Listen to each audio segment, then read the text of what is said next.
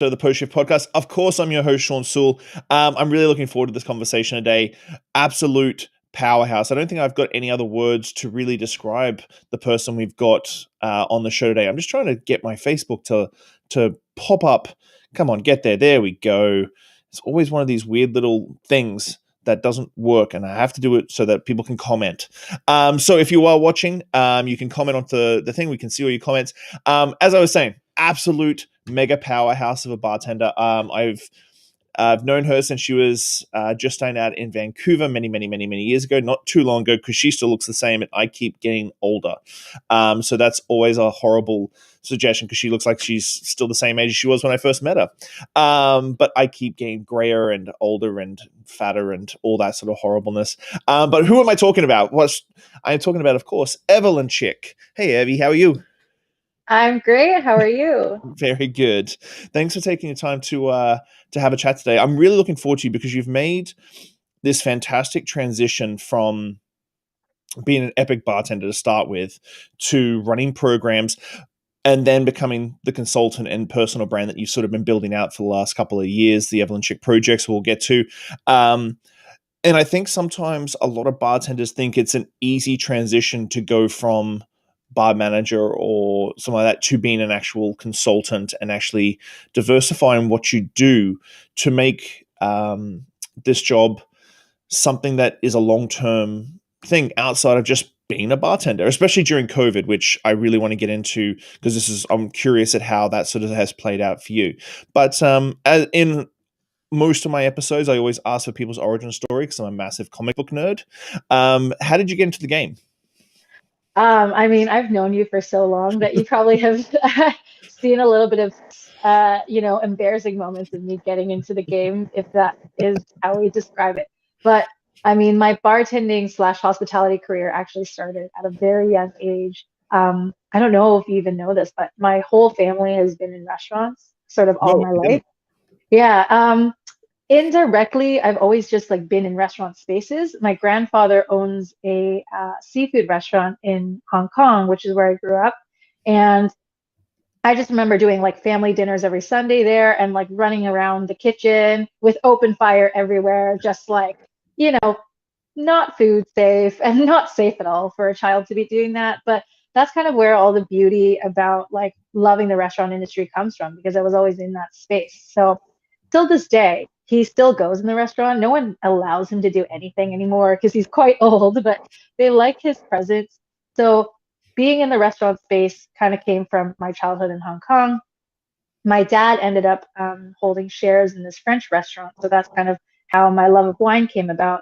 I was always just like sipping out of my dad's cup at like the age of 13, 14. But, that's just kind of how you grow up in those parts of the world because you're trying to create really cool spaces for each other to be in. And I moved to Vancouver when I was 14 years old and got my first sort of hostess job at a large chain restaurant at the age of 16. So I really did go through the ranks. Like I was hostess, head hostess, server, bar back, bartender, et cetera, et cetera.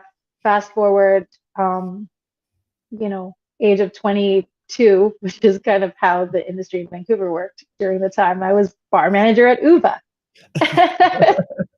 It was like a very quick, like, here you go, here's the fire, you're thrown into it, make it work. Um, and, fast forward 10 years later, I'm here. It's actually really kind of crazy because I don't think I've met, I mean, through the industry right now, everyone sort of gets fast tracked through all that. But I genuinely worked through every single position in the restaurant industry, and that kind of developed my love and my passion for the hospitality industry. So let's take it back a little bit to the bar management position, just because that is a classic story of like, oh, you've been here the longest, and our bar manager just left. Guess what? You're the new bar manager. Yeah. For the young bartenders watching or listening, how did you deal with that on personal level and a professional level? Like, how did you go from, 9 times out of 10 it's happy-go-lucky bartender to, oh, now I'm in charge of Uva, which is a fantastic program with a huge amount of lineage of different amazing people that have gone through that space. How did you adapt to the position? Was it thrown upon you or were you sort of asked to do it?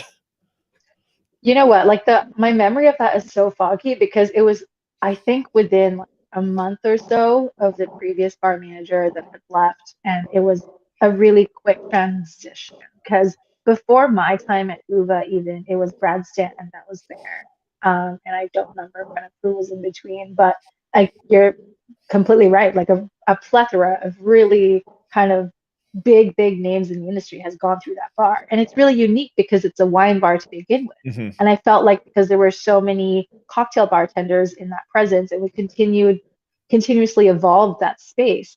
And it eventually became Uva Wine and Cocktail Bar, which Hmm. is so interesting. So um, I think in terms of the transition period, you kind of have to be doing your own research and doing a lot of different things outside of the bar to be able to learn the systems in which you can set yourself up for success in that way because no one's going to be, I mean, unless if you're Gord Hanna and you're just like so happy go lucky and you're just so excellent in guest services that like no one will be like, why are you behind the bar, 20 years later. But I would say that like in my mind back then, there was always a hope of becoming put into a managerial role. So I manifested that outside of the bar setting, which is like actively applying to be a tails cap or going to seminars or doing CSS or whatnot. So I would say the transition is more the functionality of the space and learning the Excels, the inventory, all that stuff. That stuff is teachable.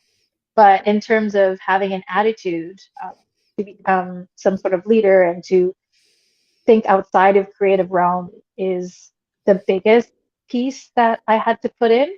Um, and yeah, I think it was sort of around the time where, a lot of the younger bartender generation has started becoming bar managers or assistant bar managers. So I had a huge support system to help out. Great. So you have really done a lot of well, we call it extracurricular activities when we were in high school, but like really when you're a bartender in this day and age or a bar manager in this day and age, you really have to do extracurricular activities in the way of like the Tails Cap program, which is a week of just a huge amount of work. And That then CSS is hours and hours and hours of study. Do you think that a lot of bartenders I'm gonna try to word this better. Do you think a lot of bartenders underestimate what they can really achieve if they spend a little bit extra time on their own personal development outside of work? I know that sometimes we're already working 50 to 60 hours a week, 9 times out of 10. Last thing you want to do is like do your CSS or do your WSET 1. Do you think it's an underestimation by a lot of bartenders that it's either expensive or too time consuming? I think I think it's definitely underestimated the power of knowledge outside of your bar setting. I see a lot of young bartenders go, oh, especially with so many cocktail competitions I've run or judged or whatnot. They go, oh, I picked this ingredient because it's within my space, within that bar space. So a lot of bartenders that come out of, say, like agave spirit heavy bars will Hmm. constantly be doing agave spirit heavy cocktails, which, like you're a product of your environment 100%. But I think the effort that you put into these extracurricular programs will really help you see beyond your space and help you develop not even your own personal signature, but develop something that's completely brand new and develop a whole new network that you can go and explore that will help tremendously in the long term. So if I didn't do CSS or if I didn't do Tails, I wouldn't have the connectivity I would globally before I was even close to being in the global stage. But that kind of sets up your path a little bit because you're allowed to now kind of, expand your horizons in a way where you are passionate about the subject. You have to like it too. Like if you genuinely don't like studying and you don't like spirit, CSS isn't going to be fun for you. It's dry. It's It's very, very very dry. dry. It's Yeah. very dry. Yeah.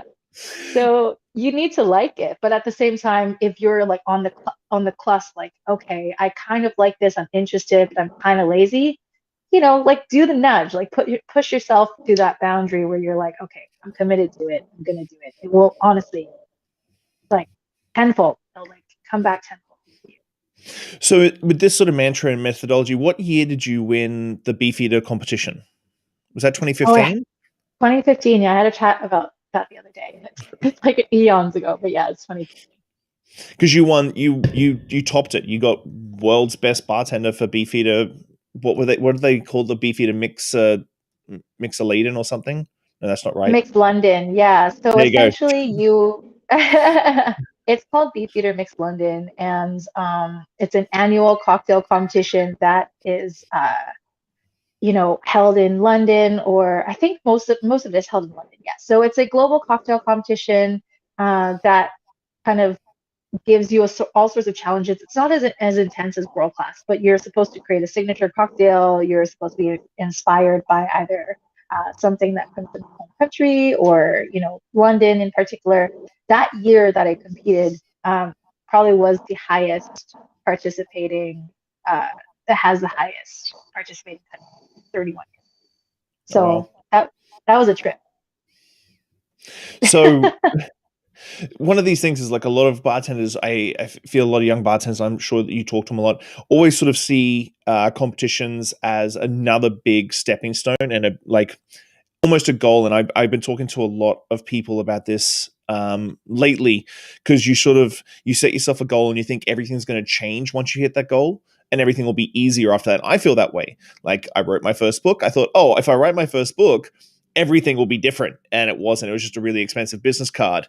And then I was like, I'll open this venue and it'll be way easier. And it never is. And now I'm just like, okay, I've got goals, but I know that pretty sure that nothing's going to change once that goal gets into place. Like it's still going to be hard work. It's still going to be a ton of hustle and grind. How did things Yeah. change for you after the Beefeater competition?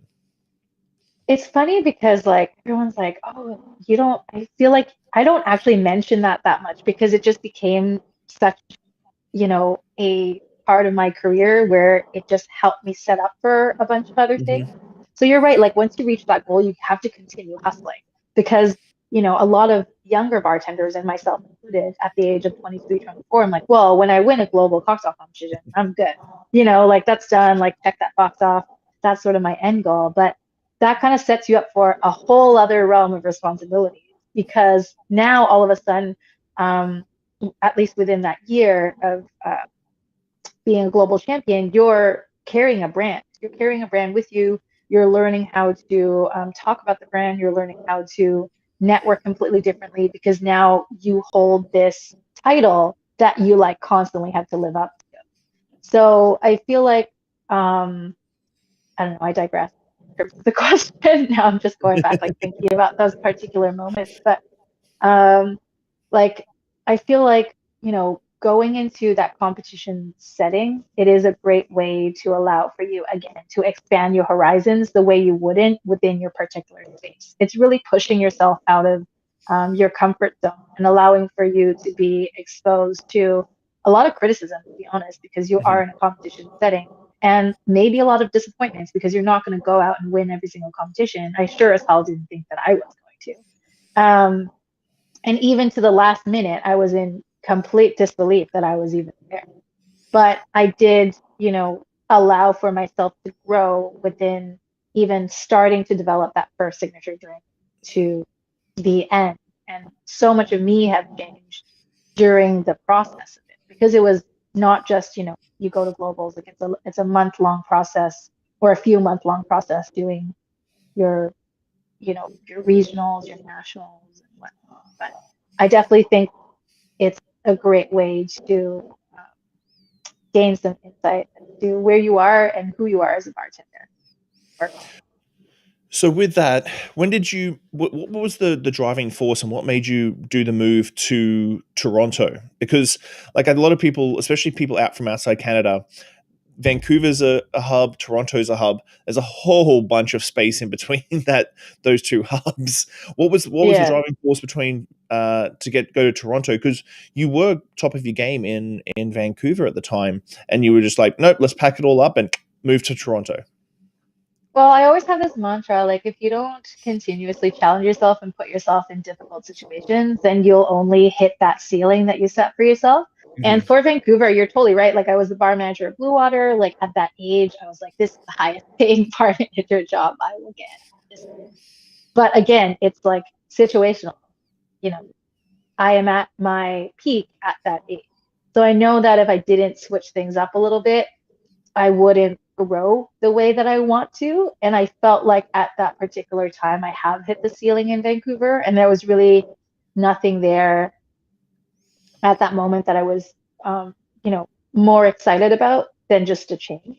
I mean, like, I'm not gonna lie, I did come for like a dude as well, but like, obviously that has subsided, and I'm still in Toronto, hopefully still crushing it.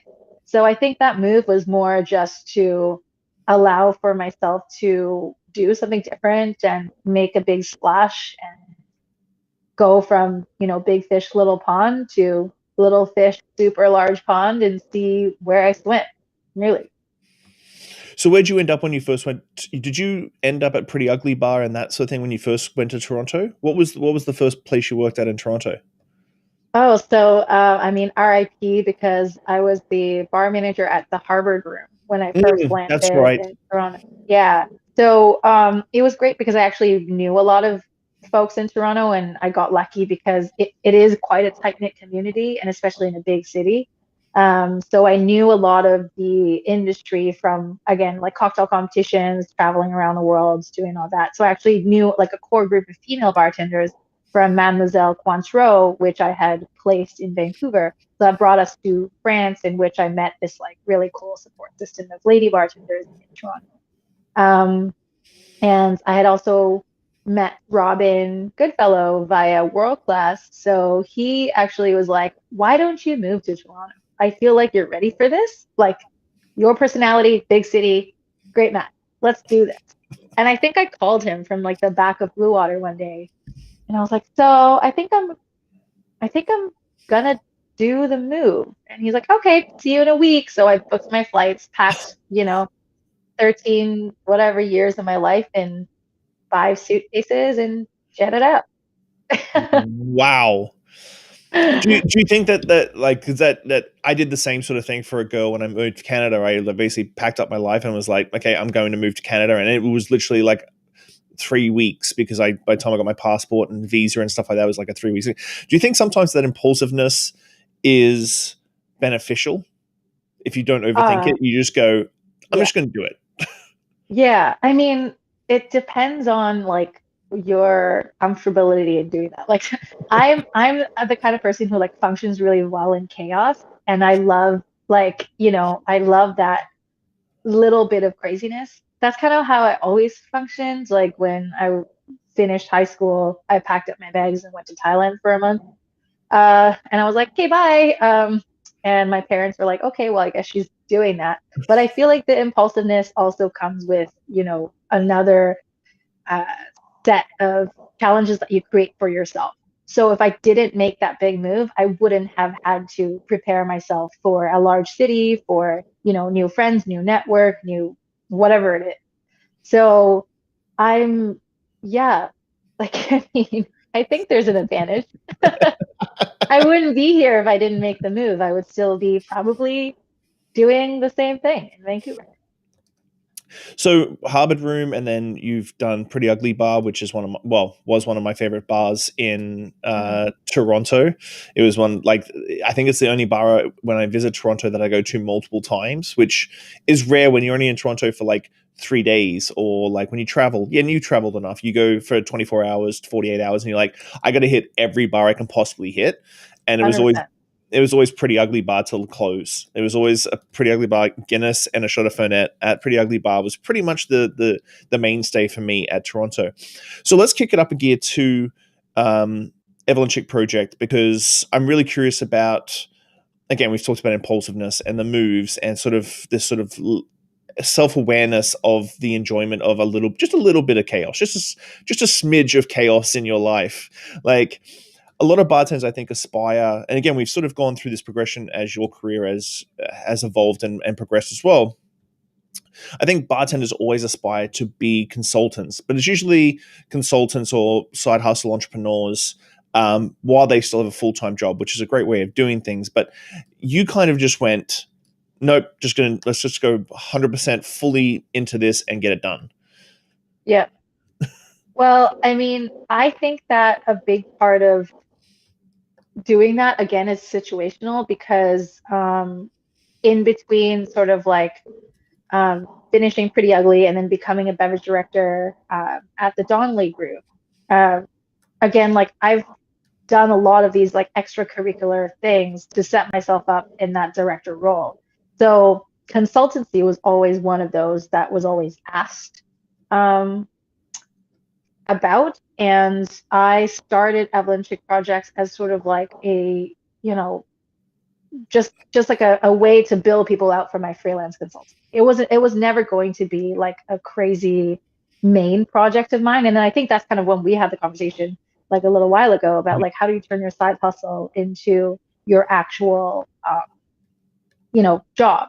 But I think the big thing about consultancy and what people forget about is that there's no industry standard. And I love talking about that because like there's never anyone that like tells you what you're supposed to do when you're in consulting, especially when you're like in a bar manager role and you feel like that's kind of a version of consulting, right? Like you're Mhm. curating an experience, you're curating a program, you're curating like COG, whatever. The consultancy actually encompasses so many other things that you have to learn on the back end. Like how do you present yourself in a way, like are you adhering to another person's theme? Are you like um, hitting the targets that your particular client has set you, what kind of consultancy you're doing. So I feel like that jump is quite, uh, like swimming into the unknown. And I think you just get better as you go.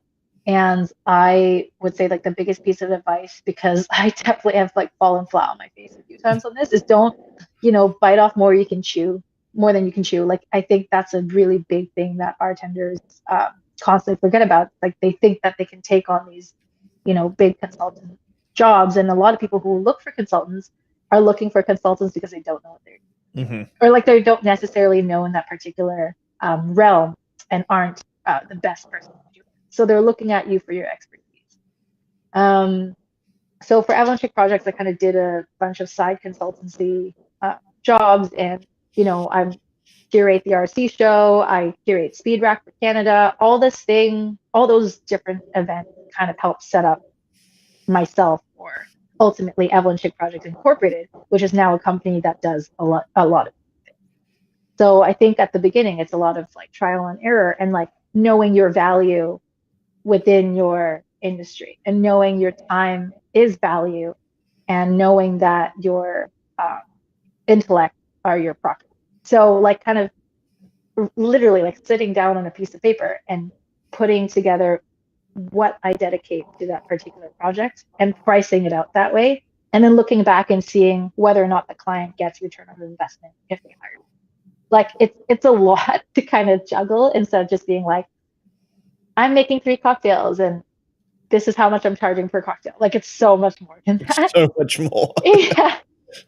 So I guess I just started like with littler projects and kind of found my groove that way, you know? And when the pandemic hit, I had to just dial it up and like put all my efforts into that company and try to figure out new ways to um, find revenue because like no one is crazy approaching you about things because you're not established as like a Mhm. consultancy, but now you're talking to brands, looking for your connections again, like whatever your past has set you up for, you're using those connections to set you up for your successes. And I suppose not many people are asking for beverage programs right now. Anyway, um, yeah, it Yeah. was interesting when I first started consulting, managing the client's expectations and what they were expecting in the end was probably the most biggest hurdle for me to get around. And I read, well, I don't read, but I don't read that much, but I listened to Stuart Diamond's Getting More. And I automatically, as soon as you read that, it's like, okay, well, my client's on one path, I'm on one path. The goal is the same, but we're doing it 2 different ways. And as soon as I started doing that, I stopped getting mad about things. Like when I get Mm. weird phone calls and text messages, I would just take a breath and go, they want the same thing as you. They're just on a different path in a different vehicle, going a different speed. Yeah. Because I work as fast as I possibly can. I make quick decisions and move forward. So let's talk, just dive into COVID, because when we chatted, like, I think we chatted pre-COVID. Yeah, I think we Mhm. chatted in like January, February about making this thing real and building it up. And it, for me as well, I lost a couple of big consulting jobs overseas in Southeast Asia as soon as it hit. Like, it was like two massive, really cool projects got dropped, like, and I don't think they'll ever come back. How did you, like, and I hate the word, you use the word pivot, and we did that seminar at the RC show just recently. How did you sort of not freak out and sort of take a breath and look at, did you, let me see, did you foresee what was going to happen with brands and online cocktail classes and this sort of adaptation? Like, no one knew what Zoom was. No one knew what Zoom was in January 2020, and now Zoom is everywhere. Did you see that sort of happening when COVID sort of hit, or did you just jump on when brands started coming to you and going, "Hey, can you do this cocktail session with this big company, or do this with this?" What was your sort of play when COVID hit? Did you freak out a little bit, or did you sort of just take a breath and move forward? I mean, I would like to say that I didn't freak out, but I freaked the hell out. Like, I don't know if I'm allowed to swear on this podcast, but like, holy crap. You can swear as much as you want. Okay, I had like a full blown meltdown. Because I was like, like I had worked really hard throughout my career to like build something where I can get into a comfortable position. And I vividly remember a year before the first COVID thinking, which direction did I want to go? Because I had just started Evelyn Projects. It was in 2018. As like I said, like my company just to build people out for these like side freelance. And a year before I finished, like, so when I was first kind of talking about transitioning out of Pretty Ugly and into either my own realm or a beverage director position. So I'm essentially picking between like comfortability, like steady income, et cetera, to like, let's go into this void of the unknown of starting your own company. Like I was like on a crossroads and I picked the safe route. So I always had this like thought at the back of my head that at some point I'm gonna go back and approach Evelyn Projects again. So when COVID hit, I had a full blown meltdown. I very much remember like sitting at home, just like crying in the shower and being like, I have lost my job. And then Rob, my partner, strolls in. He's like, what are you doing? He's like, you are like one of the most like driven people I know. Like, this is sad. Go, make yourself some food, sit down, I'll pour you a glass of wine, let's talk through this. So I cried for another hour because I was like, holy crap, this is crazy. But like, it honestly made me realize, I was like, what's the worst that can happen? Like, you are like, if you were to pick a time to be innovative and do different things, which I have done already, like a couple times in my life, this is the time to do it because no one knows what the future holds. And at that point, yes, it was like January, February. I'm like, you know what? No one's going to come to me about these things. And I've already seen a couple of like, I think like Bacardi videos pop up or Mhm. whatnot of like bartenders doing brand stuff. And I was like, oh, okay, that's what brands are doing. But I wasn't waiting for that. I'm like, I'm going to go search. This is what I'm going to do. So I spent about 3 or 4 days building a website from scratch. I've never like touched like HTML in my life. I think I remember purchasing like HTML for dummies when I was like in grade 4 or something like that, trying to like figure out a website. I think I made a smiley face. Pretty sure I made a smiley face like on the screen. That was like the extent of it. But there are a lot of resources out there for you to just build out a website like very easily. So I hopped on Wix and built out a website. And luckily I was pretty good at photographs. So I already had a recipe bank and a ton of photos from before, structured it, really like thought about what my brand represented. And my brand has like shifted a little bit since then. Built myself a website. I didn't even know what the website was going to be for, but I knew that it had to be a landing page so people can jump in and see what Evelyn Ship is all about. So I built a landing page and then I just shot out like, I think maybe 50 emails that day, just to my brand partners being like, hey, I'm doing this new thing. I'm up for hire. I wasn't available before, but now I am. Here's my price. Let's go. So I went to like search for jobs because I knew that I needed to prepare myself for the impending doom that everything's going to be shut down for like a year. At first, we were pretty optimistic. We're like, oh, we're going to open back up in August. Oh no, honey, that's not like nothing, like a year or so later, we're still kind of in the same different situation, same and different situation than we were before. So I'm really glad that I trusted my instincts and trusted my gut and just went, because I could have just like tried to find another job that's, a consulting job for somebody else, or a stable, even just like, LCBO job or something like that, whatever it is. But I decided to go, okay, let's put some money down. Like, I know this is for the long haul. Let's see what I can do on my own. So Do you think that that's like, I always live by a rule: the worst someone is going to say to you is no. Do you think that that pitching, that low hanging fruit, is your a driver to continue to get business because you've sort of got your foot in the door, you've asked, and sometimes, like you said, like some of these brand people, they only think 3 months ahead. They only think like one quarter. Like, I feel sorry sometimes for the marketing departments, because marketing departments are usually 2 years in advance and they work back from that. But yeah, a lot of the brand partners, it's this quarter. Like, what are we going to do this quarter? And you're like, well, this is going to go on for, well, we're almost at 5 quarters now yeah. worth of lockdowns and COVID. Do you think that some people are sometimes nervous and scared of the ask of doing that, and like sort of not necessarily swallowing their pride, but it is a lot to ask for work instead of being hired for work. There's a big difference psychologically there. Do you think that's what your success at the start of COVID was attested to? Yeah, I mean, like ego comes into play really, really hugely in this particular Well, situation, we're right? Like, bartenders, so yeah, so like I have an ego and I've had to like, if Rob didn't come in and tell me to get myself together, it was essentially my ego telling me that I have now, not been handed something, or I have now not been offered something. Like I now have to search, like I was like, as Evelyn in this industry, how am I searching for jobs? But that's just my ego telling me like, okay, check yourself. Like we're all in the same situation. Um, and yeah, I think a huge part of I was like I guess success, like a huge part of my driver in the beginning is not being afraid of rejection. And rejection is a huge fear that stops a lot of people yeah. from doing it. And yeah, you're right. Like the worst they can say is no. And the worst that could happen is that, I don't have a job for a little while. Like, so what? Like, I have a roof over my head. I can feed myself. Like, those are good.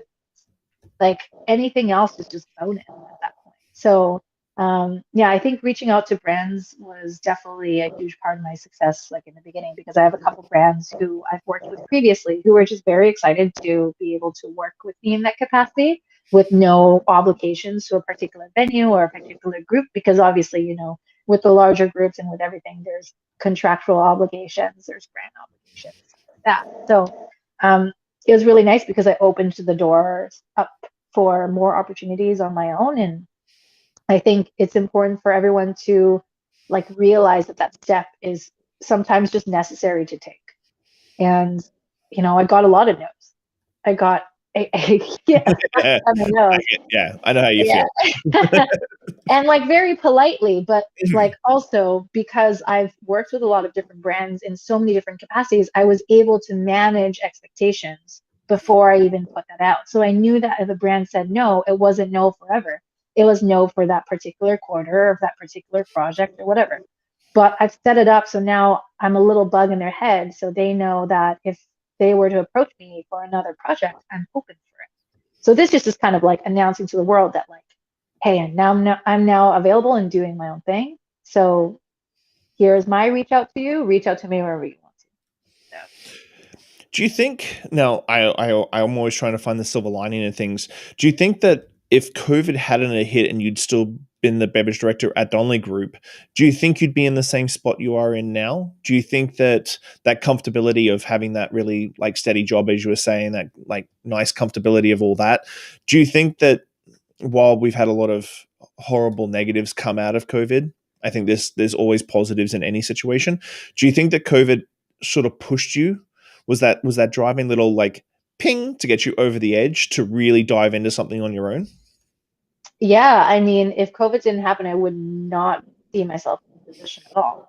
Like, not even close. And I think it's a series of events that have happened that are sort of like unlucky but lucky for myself, because other than just Evelyn Chic projects, I spoke to Amanda Chen, who's the founder of Salty Paloma, and found out that she kind of like no longer wants to be um, really like the driving force of her e-commerce store and her you know, cocktail side of things. So I teamed up with her and became sort of the chief operating uh, personnel for Salty Paloma. And now I've rebranded Salty Paloma to Salty, and now I offer this whole like other realm of things that's like virtual cocktail classes, custom cocktail kits, corporates, etc. And I really wouldn't have done any of this if COVID didn't hit. I would still be probably trying to panically open a patio right now, which I've done twice, like Yeah. throughout COVID. Um, whilst building Evelyn Chick projects, I was actually called back to the Delaware group to reopen the patios the first time around.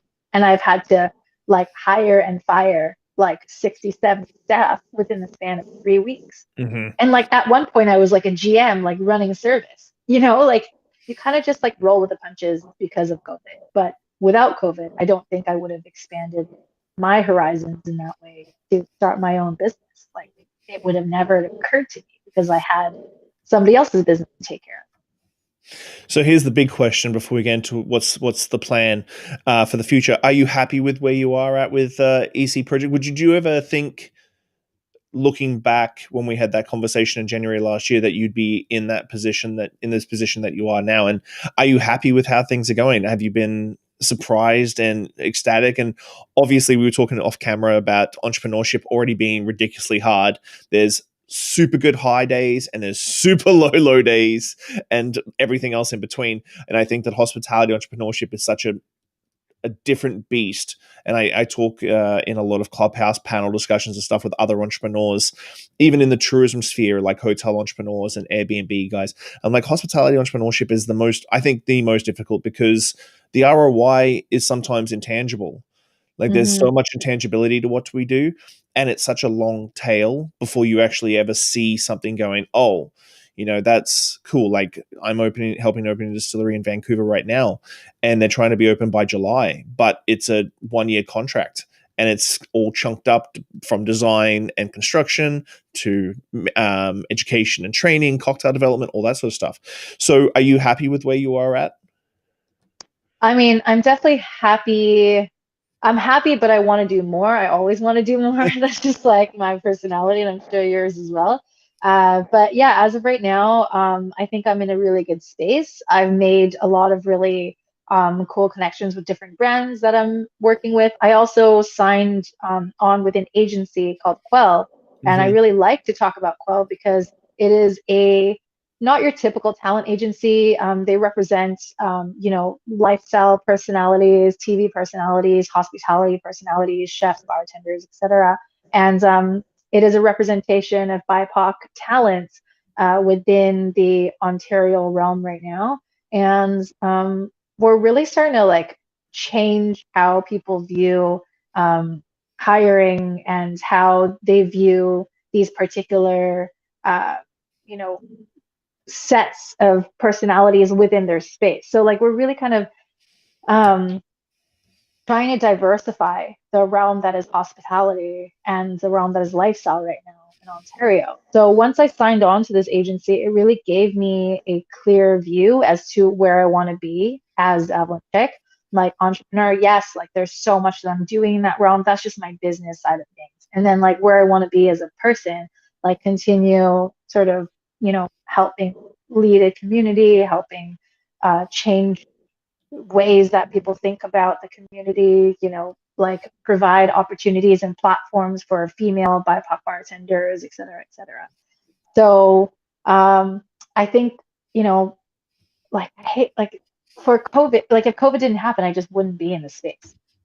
Like I wouldn't be with Quell, I wouldn't be with Evelyn Chick Projects, I wouldn't be running Salty, I wouldn't have a subscription service. Like none of this would happen. So yeah, I'm happy, but I want to do more. I feel like I'm constantly putting stuff on my plate and it seems really full, but you kind of just have to be a smarter business person, a better um, time manager. And yeah, there are very low days like during Christmas when I first started Salty. We went from like 3 or 4 orders a day on our e-commerce platform to like shipping out 1,500 boxes by January. Like that was Oof. so messed up. I didn't have the infrastructure for it. I didn't have staff. I didn't have a Mhm. space. I didn't have anything. You just kind of figure this shit out. Like, like, and if you're not like agile and ready to adapt every moment of your day, like you just won't make it happen. So I think for, you know, EC projects, yeah, I kind of made it happen. I was like, it just has to go. Like it can't go any other way. It has to go. I always say that because people always ask me, and I'm sure it's the same thing with you. It's like, how do you do everything you do? And I'm like, well, I'm a bartender. I'm always going to be a bartender. I still run the bar, and Right. Yeah. I see everything I do every day as chits in front of me. Like if I was a busy Friday night and I had 6 chits in front of me, I'd make a chit, put it out, go to the next chit, put it out, go to the next chit, put it out. And that's what life is. You can apply that same sort of mentality and mantra and like muscle memory to anything. Like bartenders and hospitality people, we adapt and we overcome. If something gets like, we can plan, we can get ready, we can press our shirts and do our ties and all this sort of stuff for Friday night. But then once Friday night starts, you just never know what's going to happen after that. It could just go to shit really quickly, but you've planned as much as you can, and then you just have to nail it down. So Yeah. what's the future? I'm not going to keep you for much longer. What's the future for you for 2021? What's your big plan?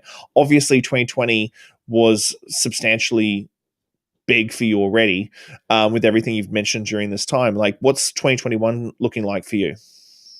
I think it's just to continuously grow my different brands that I am involved with. And again, like continuing the presence in the community and like helping spread the love of cocktails and the love of hospitality throughout whatever channel it may be. A lot of people think like just because you step out of the bar, you are removing yourself from that, but it's so opposite of it because now I'm connected to um, trade and connected to consumers in a completely different way. And I always say that the reason why, I think I'm going to continue this route is because I got to now combine my passion for guest service, which is completely different in how I execute it now than you are behind a bar or in a restaurant setting with like my creative side. So I'm able to still like curate the same guest experiences, but just in different channels. So like 2021 is all about growth for me, like personally, in terms of even, being in different things. Like I was contributor for Food Network for a little bit for cocktails. I've never done a drink contributor on the channel before. And like I was one of the first ones. So it was like really cool to do that. And now I have, connections over there and kind of see their side of things and learn about production and learn about um, all those things. And, you know, big growth with my personal brand to continue doing like consultants and consultancy and like executing all these really cool ideas but for somebody else. And then I have my own brands that I'm building like on the e-commerce side, on the virtual side. And I'm actually currently looking for my own space. It's not going to be your typical bar space. Hence, going back to Toronto in April, it's not going to be your typical bar space, but I think it's going to be a really cool concept that I'm looking forward to. So I think that's a pretty big 2021. That's a pretty big 2021. 2021 is big enough already, and you're already in March right now. So, Yeah, yeah, yeah, so yeah. I want to thank you so much for your time, Evie. I really, you really are a powerhouse. I'm always in awe and so very proud of you. And I don't mean that to ever come off condescending, but I'm just proud of what you've been able to achieve. And you just knuckle down, and like you said, every single time it's a punch is thrown, you just block it and return it and move on to the next person. And so I really am in absolute awe for all the things that you do. I'm really impressed. Thank you so much for having me. Honestly, this was such a pleasure, and I feel like it was long overdue. Like we talked so I much. know. We I know talked so much about this. it's been hard because like when I first started doing live streams and stuff, it was I had a list of people that I wanted to do face to face and have face to face interviews, and that list is getting shorter and shorter and shorter and shorter because we're not traveling to Tales, we're not doing Toronto Cocktail Week or the Cocktail Conference in Toronto, so no one's flying anywhere. So my list is I had this massive list of people that I wanted to just do a face to face interview instead of doing it over on live stream, and that list is just almost dried up completely because we just don't know when we're going to be able to travel again anytime I soon. know. Yeah, So, it's so crazy. Yeah. but thank you so much for your time. I really appreciate it, and I'll chat to you very soon. Thank you. And thanks everyone